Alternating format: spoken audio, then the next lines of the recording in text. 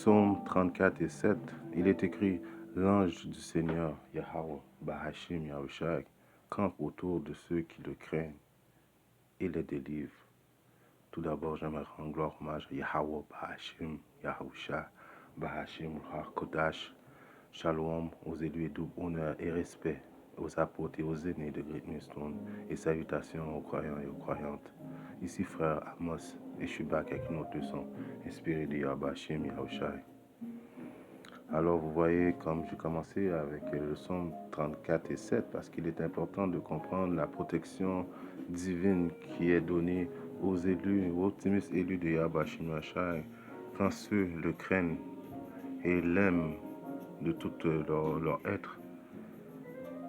Et nous allons voir dans cette petite leçon assez courte, mais droite au but, 2-3 mots d'exhortation de la protection divine que Yahweh Yahushua donne à ses fidèles. Ézéchiel 9 et 4, il est écrit: Et le Seigneur Yahweh Yahushua lui dit: Passe au milieu de la ville, traverse au milieu de Jérusalem, Jérusalem qui est la nation d'Israël, et fais une marque sur le front des hommes qui soupirent et s'écrient pour toutes les abominations qui se font au-dedans d'elles.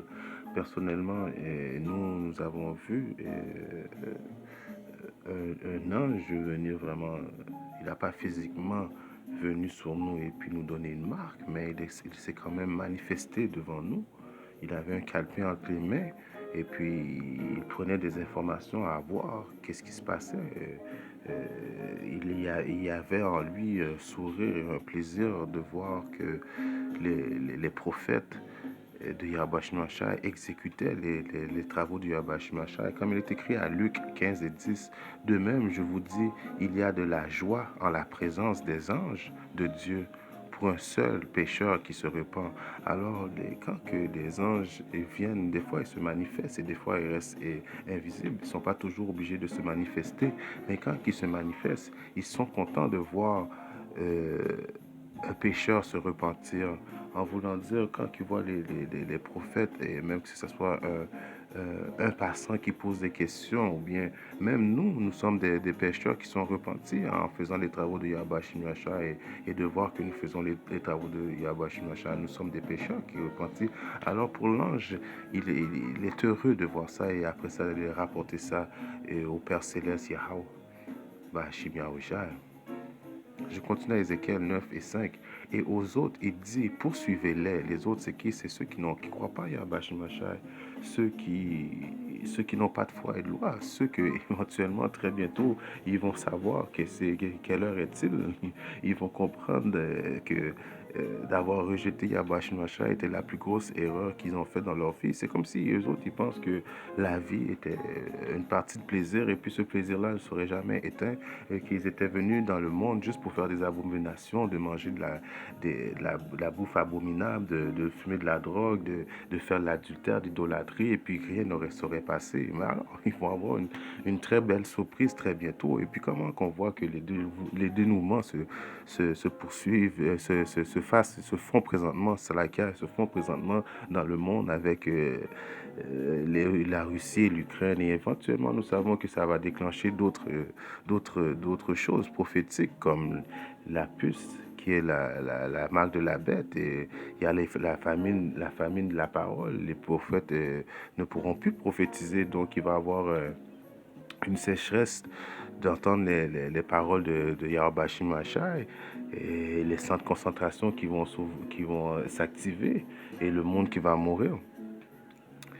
Je continue. Et aux autres, il dit, poursuivez-les à travers la ville et frappez, que votre œil n'épargne personne et n'ayez aucune pitié.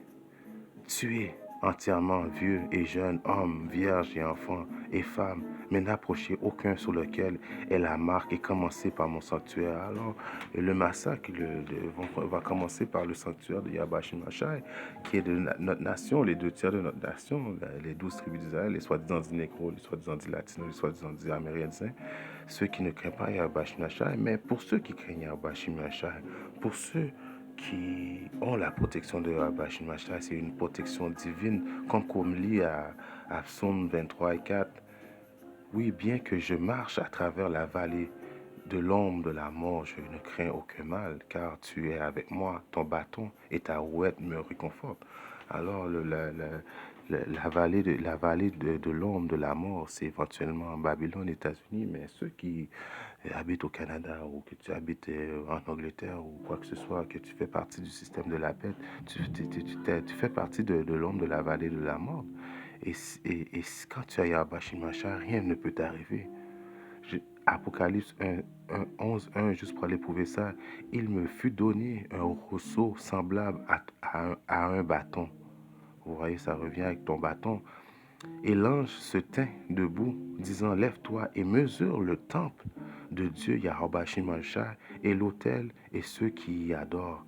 Alors, le bâton qui est la mesure de ceux qui, qui croient en Yahweh Shimashah, qui a été mesuré, qui font partie de la liste des croyants de Yahweh Shimashah. Alors, c'est le même bâton qui nous a servi à nous mesurer, qui se retrouve parmi nous dans la vallée de l'ombre, qui nous protège.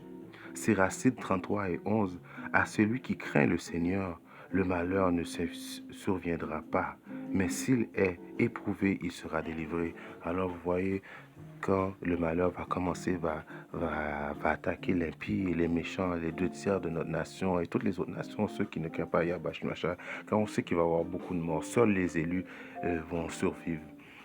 La maison de David et les élus, les femmes, enfants et les femmes, hommes et enfants qui croient et qui craignent Yahweh Shimashah.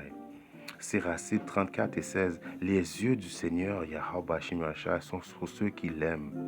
Il est un protecteur puissant, un abri contre le feu du midi, une garde contre l'achoppement et un secours contre la chute. Alors la protection de Yahweh Shimashah, on ne peut pas demander mieux. C'est la protection divine du Créateur lui-même qui envoie ses anges veiller sur nous. Comme je vous dis, il y a un ange les anges aiment camper devant ceux qui craignent Yahweh Shimashah. Et personnellement, nous avons vu un ange venir camper près de notre camp. Alors, Yahweh Shimashah nous avait juste envoyé ça pour fortifier notre foi, en sachant que les jours du malheur vont arriver. Ça fait juste agrandir notre foi, ça met plus d'attrait dans nos cœurs. Et éventuellement, quand les séismes et les malheurs vont s'attarder sur nous, nous allons avoir encore plus de foi quand nous savons que Yahweh Shimashah nous protège. Psaume 121 et 1. Je lèverai mes yeux vers les collines d'où vient mon aide. La colline d'où vient mon aide, c'est la colline de Yahweh Shimashah. Mon aide vient du Seigneur Yahweh Shimashah, lequel fit le ciel et la terre. Alors, notre aide vient de celui qui a fait le ciel et la terre. Alors, on ne peut pas demander mieux. Et il ne permettra pas que ton pied soit déplacé. Celui qui te garde ne sommeillera pas.